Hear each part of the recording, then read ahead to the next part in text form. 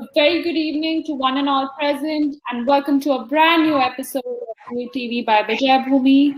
We are joined on a very special weekly series that we host on every Thursday at 5 p.m., which we call Educators Speak.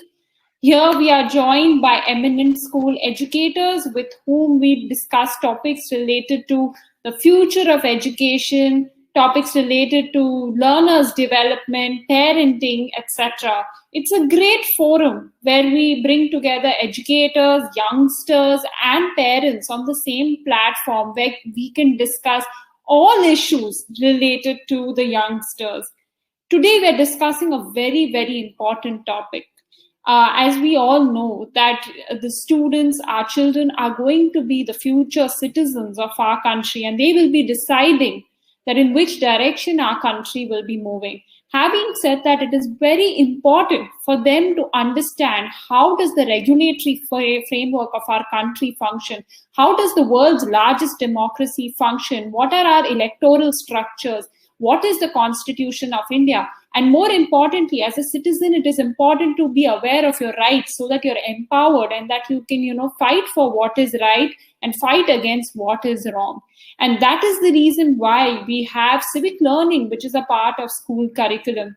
A lot of times, a lot of students, go where, they actually feel that, I'm not interested towards law. I'm not interested, to be a politician. So why do I have to, go through learning a subject called civics? It's not at times given that much importance that it deserves, because we don't realize that civics is a subject that actually stays with you through life. All those concepts that you read, all of them definitely at some part of your life or the other, you end up using those concepts and they're very much an integral part of your life. So this is what we are going to be discussing in today's discussion. And I'm joined by a very, very eminent educator from the area. We are joined by Mrs. Jayashree Venkatraman. She is the principal of the SNBP International School, CBSC, and the academic director to SNBP World School, the Cambridge School.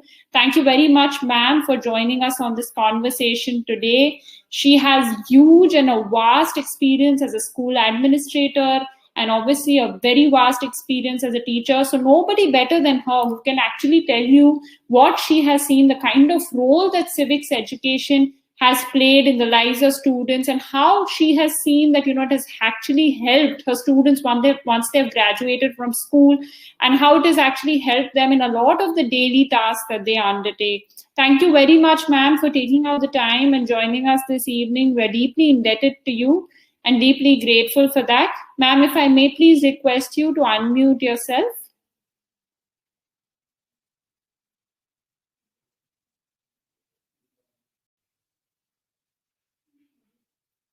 Ma'am, we're not able to hear you. If you may unmute yourself, the control panel on top, the microphone, if you may just click on it. Yes. Yes. Yes. Are you able to hear me now? Absolutely, ma'am. Loud and clear. So first and foremost, for the benefit of our audience members joining us today, can you please tell them what is civics education? See, civics education, as the way it has been defined, is about learning about citizenship. It's about the duties and responsibility of being a good citizen. But I think when you talk about it in this format, it possibly loses its charm. Civics education is not about citizenship. It is actually about being a good human being. So I suppose that is precisely why civics education, when you put it in that framework, the way we have learned, I think as a student, I also learned in the same format where you had those last 4 or 5 pages of your social studies book dedicated for civics. And then maybe when you talk about even your question paper format, some 5 marks would be dedicated for civics education. And then more often than not, children would actually not value that as much as they would value history and geography.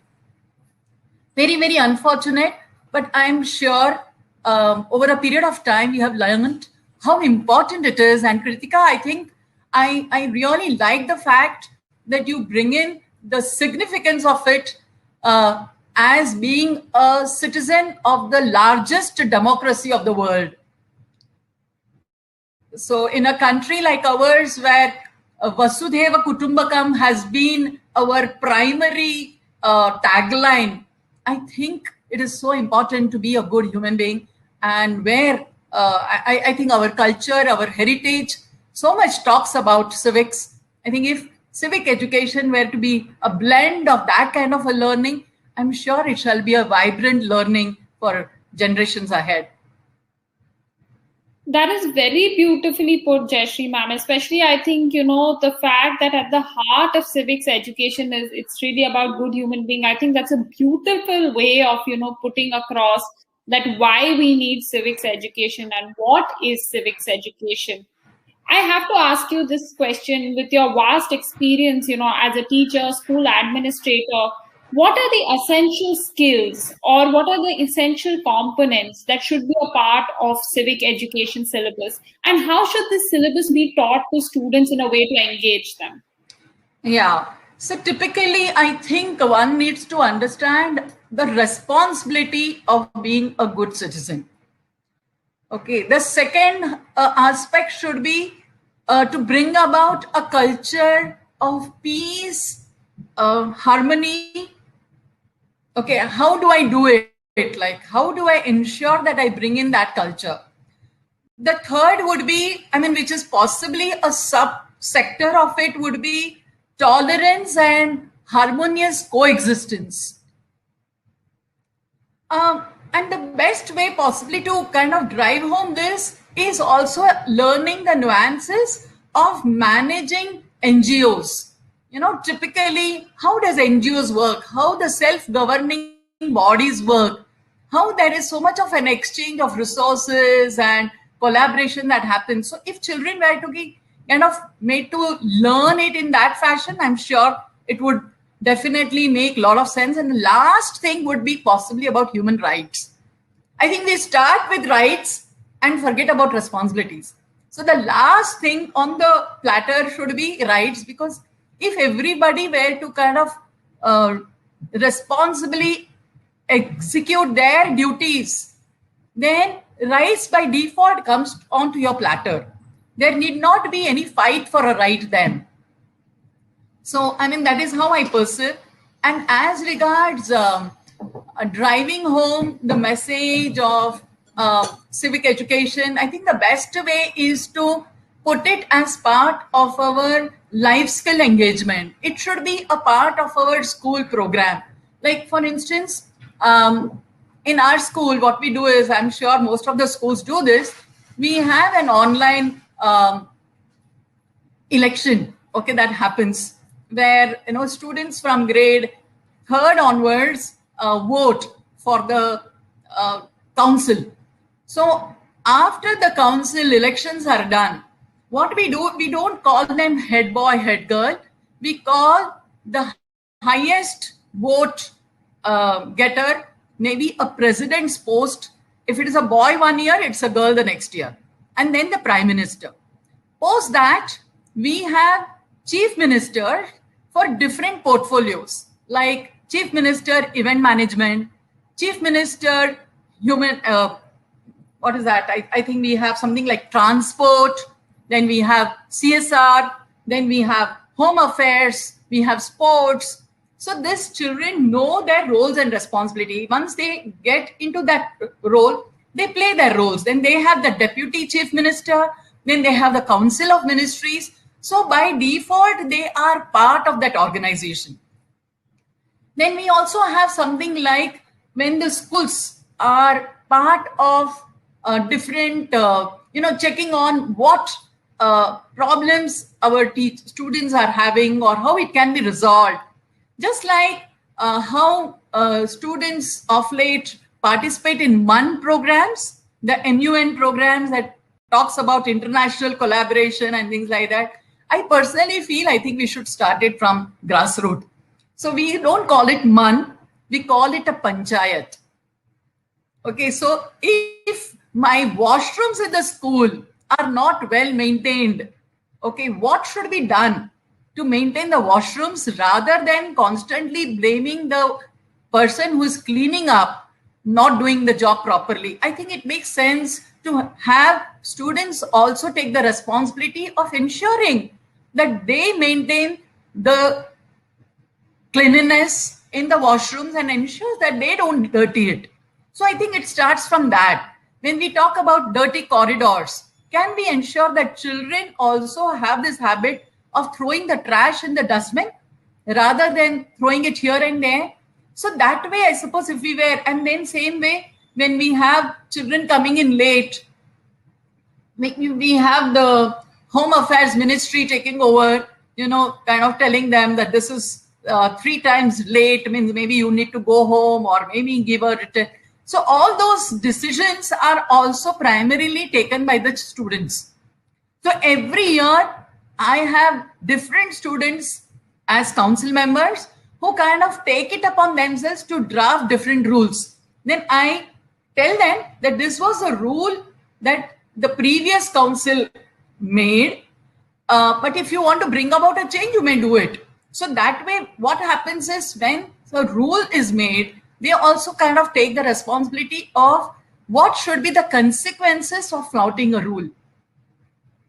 Children actually don't understand that flouting of rules also should attract consequence.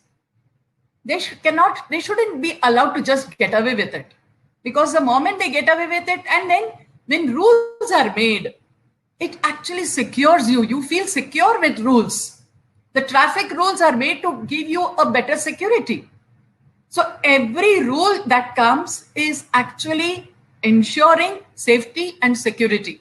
So I suppose if this message also is driven home to the council year after year by the schools, I think that would be a great way to drive home the learning of civic education, rather than just having a theoretical understanding of what is the role and responsibility of a speaker or a legislative assembly or things like that, because that's precisely what makes the subject sound very dry and kind of induces more of rote learning rather than actually experiencing the civic education in the right sense of the word. That's wonderful, ma'am. It's really wonderful to hear the way SNBP school is actually teaching all these concepts to the children by making them implement it. Because we have always seen, you very rightly said, that just by rote learning or bookish learning is not when the child will actually be able to imbibe and observe the concept. The absorption would only happen when they actually get to act out the part, when they actually get to work within an organization structure that is very similar to what we see. And second, I think it's wonderful how even it's very common to hear president and prime minister, but I think it's very uncommon, and probably the first time I'm interacting with a school educator where I've heard of the panchayat. This is something which, a lot of students who stay in the urban areas may not be very well versed with the local self-government that we have in the rural areas. But it's very important for us also to be in touch with our rural roots. So the fact that you give them a sense of what is a panchayat, you have a sarpanch, what kind of issues they're addressing by, them addressing similar issues in the school, I think it's a great simulation exercise for them to understand the concept better. Truly wonderful, ma'am. So in one of your earlier responses, ma'am, you spoke about how civic learning also augments character building. So can you just, flesh out that relationship in a little more detail for me and, our viewers who have joined us today? Right. Yeah, I think when you do civic education the way it ought to be in letter and spirit, I'm sure it would drive lot of sense of responsibility. Also a sense of ownership, because these are the students who have developed it, so they would want to protect the rules and regulations, right? They would also develop a lot of sensitivity, because they would see somebody flaunting the rule, not because they wanted to, but because of some reason. And then you have a sympathetic ear, you want to kind of pardon, you want to waive off that particular. So all those things would definitely, then you empathize, then you engage yourself in community outreach programs, because you start realizing that there are so many people who are so much deprived that you want to be part of that organization, then because they are made to think so much beyond the scope, they are able to articulate better. So their confidence, their speaking skills, that also gets enhanced. The confidence, of course, I mentioned. Then the sense of collaboration, I suppose it builds in a sense of collaborative skills, because then they realize the importance of a team. They can't work in isolation. So they will have to come together and work with members, different members. So they'll know to collaborate. They'll know to kind of pool in their resources in the best manner possible. Appreciate different perceptions. Okay, because people, when you come together, everyone has a different perception and nobody's wrong, right? There's nothing about right and wrong every time. It's also about coming to a consensus and saying this is the best way forward. And I suppose, needless to add, it builds a great leader in you. So I suppose it's great to kind of learn civic education. If it is done the way it is expected in letter and spirit, I think we can go a great, very, very long way. And we have a heritage which can be definitely taken into account when we develop a curriculum. Now that you have actually inspired me to write a book on this now, because I'm so happy to hear that. We are not doing justice. I mean, thanks to you, when you gave me this particular topic, I realized that we are doing a lot of things, but it has not got documented. So now that you have given me a food for thought, I feel I could possibly document it and make it work better, and maybe some schools could implement it.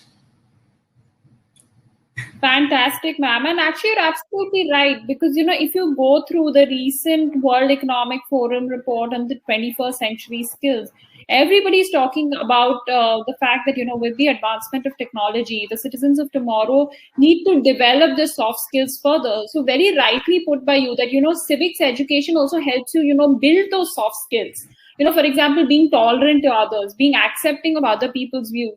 Third, and most importantly, nowadays, what happens because of the penetration of technology, children are not socializing with each other too much face to face. It's socializing through devices. So, there have to be avenues where they're picking up these skills. Like earlier, we used to have a culture where children used to go down and play. But now with computers, with mobile phones, social media, children are just glued onto their screens. I mean, that culture is slowly vanishing of children going down to play, after school. So definitely these sort of interventions by schools will definitely help, build those soft skills, which are going to take them a longer way, and which is also going to be a differentiating factor between them and, the robots, which are also going to take center stage in tomorrow's workforce. So fantastic, ma'am. The next question I have to come to, because, we have a lot of parents also who join us on this conversation. So for their benefit, if you can, let us know that, how can we build these good, civic skills? See, today the focus, everybody is talking about skill-based education. And like you were also saying, there's so many skills that are imparted through civics education. So how can we develop these further?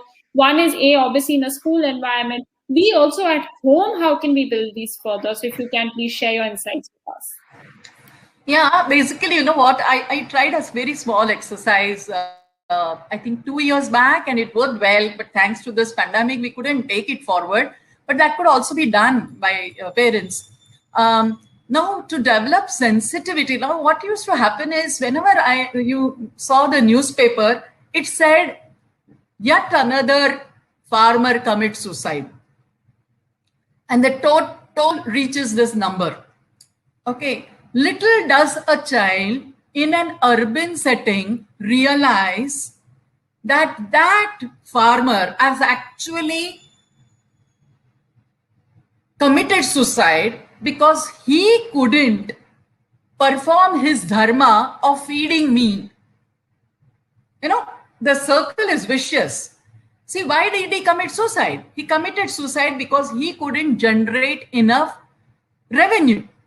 He couldn't generate enough revenue because his yield was poor. His yield was poor and yield did not reach me. So actually, when you see it in a bigger perspective, he commits suicide because he couldn't feed me. And I'm just not even bothered. It is just one heading in the newspaper. It is so sad because children don't see it. Children maximum are now seeing a grocery on maybe Amazon platform or on different virtual platform. They don't even go to a grocery store, leave alone. So I think over a period of time, they wouldn't know that the grains are actually growing in those farms. And those farms have got parched because of 1, 2, 3, 4 reasons. And the people who are actually taking care of that are committing suicide because they are not able to sustain themselves. And in a long run, if this were to happen, a country which was once upon a time known as the agricultural capital of the world is going to cease remaining that, and we would be starved for our basic needs. So having said that, what we did is we did a very cute program. I'm sure you must have heard of the farmers directly selling their produce. Of late, I think past 2 years, there has been good initiative taken by corporators, and some stretch of land, open land is given to these farmers to come, Shetkari Bazaar, they call it here. And so what we did as a school, and of course we wanted parents' involvement in that, is we kind of offered them vada pav and chaha. So students actually, used to go to the Shetkari Bazaar and give them, pick up vada pav and chaha from some nearby food stall and go and offer it to them and tell them that you have been feeding us all through.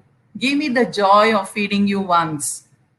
Okay, so this was and the way this farmers used to get overwhelmed because never did they imagine anyone wanting to feed them. So I think such sensitive things could definitely be initiated, and I suppose we can engage. It is okay. We can talk about sometimes what happens is in the pursuit of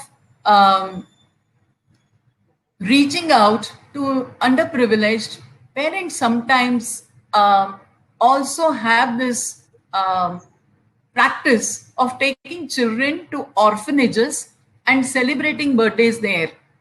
Okay.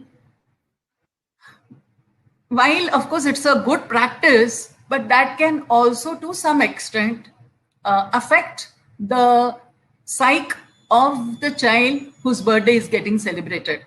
Because by default, the child is aware that he is so much more fortunate as compared to those many unfortunate people, and may lead to the child flaunting all that he can in that short period of time and create more of an unrest than a peaceful.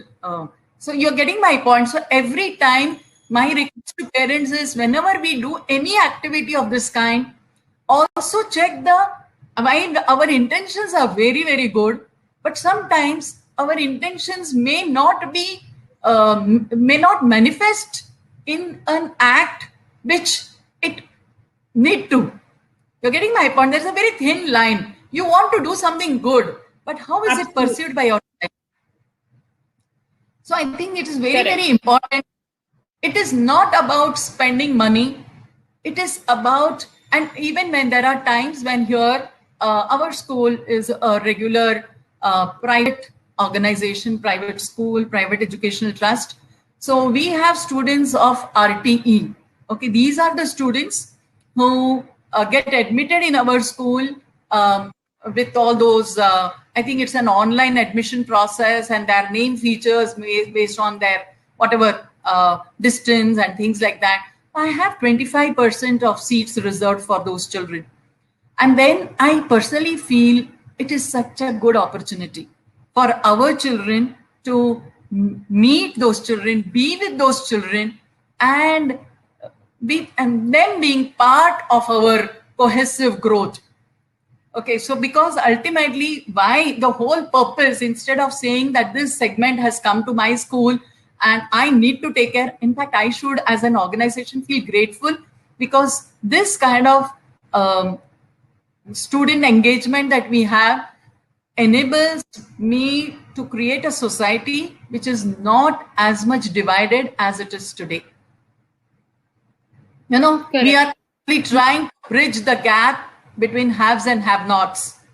So I suppose if in a small measure, if you are able to do it as a school, because that society, otherwise it will be a very, very unsafe society for our child tomorrow to grow up into. Because if the gap I think is going to be dangerous, it will be an imbalance. Correct. So parents actually should also realize that having their children study in a school where they have RT students, I suppose it should be seen as a respite and with a more welcoming attitude, rather than with a disdain and saying, oh my God, my son has to sit with such students. I request all parents being part of this audience to kind of embrace this as an opportunity to kind of get your child become a little more sensitive to others. That's a beautiful point, ma'am. And I totally agree with you. You know, sometimes we get so caught in the cycle of wanting to do good that we don't realize that, you know, we actually might end up doing a little more harm than good. Like you made a very good example of, you know, wanting to celebrate your birthdays at orphanages. You know, I would just want to urge, like, this is just another perspective. All the intentions are very good, but just think about it. You know, there you're talking about children who don't have parents. So when your child goes there and there is a display of a happy family portrait in front of that child, firstly, it, you know, obviously puts your child in a position where that child is more empowered than this particular child. And for this particular child also, it is in a way rubbing their wounds that, you know, we don't have that kind of support system that this particular child has. So maybe just a thought that, you know, it's a food for thought for all of you joining us. A good idea will be that instead, when we're trying to do these things, let's try to put everybody on an equal footing. You know, like studying with them is a very good example, because it's one classroom, one teacher, they're all part of one group, they're all dressed in a similar way. You know, there is no sort of, at least I hope that there is no sort of class bias that exists. If it exists, then I think school authorities have to step in there. But, you know, when they will start interacting with each other is when you realize that, you know, informally is when they will start getting sensitized to, you know, the problems that these students might face, which may not be problems that they face. And that will also make them more sensitive as human beings. I think that's a beautiful point, ma'am, that you brought to the open. And I would love for all our audience members who joined us today to actually reflect on this. Because we don't realize sometimes in the garb of doing good, we end up doing a little more harm. Ma'am, before, you know, we close the session today, I definitely have to ask you this, that how, you know, like I was saying, you know, so much focus on skill-based education. Also, so much focus now because of the new education policy on interdisciplinary learning. So how can we combine skills and civic learning? If you may give us some practical examples of how you're doing it at your institution. Yeah, like I mentioned, I think, you know, having even in a class, like, you know, the school per se, of course, like I said, we could have elections, we could have prime minister, president, and then you have chief minister for different portfolios, you know, like for transport I have. So there also there could be an issue about children wanting to sit only by window seat, and then there is a fight. So how could a student intervene and say, hello, one day you have sat next to the window, now it's a turn for the other child to sit, or to ensure that everyone gets place to sit. So everywhere, I suppose there is so much of a scope. You know, how they handle, how they talk to the maid, the conductor of the bus also matters. Like, are they respectful? Are they requesting the maid to give them space, or just, so all the, there are so many areas where children could be taught the civic language. And ultimately, it is all about growing together and developing a harmonious. So if that becomes your driving force as an educator, then I suppose so many things can be done under the sun, when school is concerned, or as parents.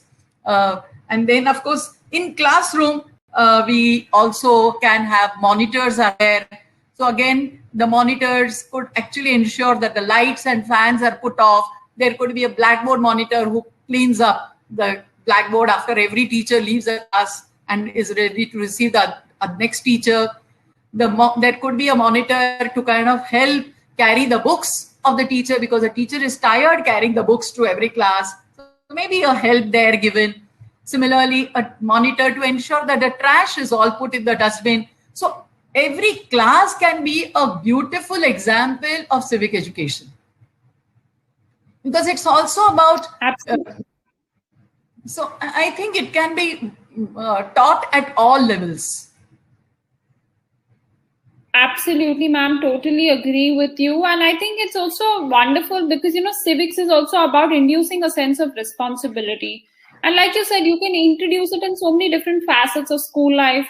You can also make it a part of so many different, subjects. Like, when it's a very common combination when you're doing history is taken with civics usually, especially when you're doing the Indian political history, you can bring the facet of, like we obviously civics is also you deal with the Constitution of India that governs the rights of people. So, going into that a little bit. So there's definitely a lot of an interdisciplinary approach in which civics can find its different place in different subjects, in different.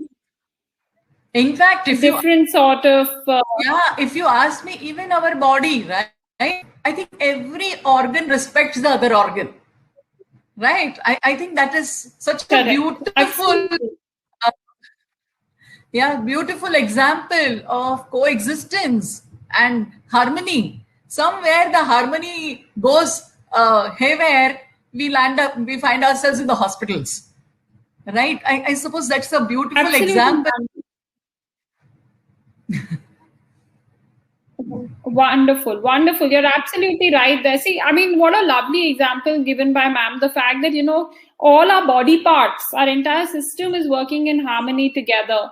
So it's really, I think it's been, such a wonderful conversation I've had with Jayashree ma'am today. And definitely, from her insights and from her answers, it could really reflect the vast and rich experience she has had engaging with students. And it also shows and reflects how committed, ma'am, you have been to the cause of education and making sure that we are developing better citizens for the country for tomorrow. Thank you so much, ma'am, for taking up the time and joining us this evening. Thank you so much, Kritika. Pleasure has been totally mine. And like I said, for me, the takeaway is maybe I should sit and write down something on civic education. Lovely, ma'am. We are waiting to receive the first copy of your book. And I would like to thank my lovely audience. It is your encouragement. You join us on a weekly basis, and that is what keeps us going to bring this to you on a weekly basis. Thank you very much for joining us. We're going to be back again on next Thursday, where we are discussing one very fundamental topic with another eminent educator, which is the importance of school and the importance of choosing the right school for your children. So we'll be back again on next Thursday at 5 p.m. Until then, everybody take care, stay safe. Thank you very much again, ma'am. Take care, everybody. Bye-bye. Bye.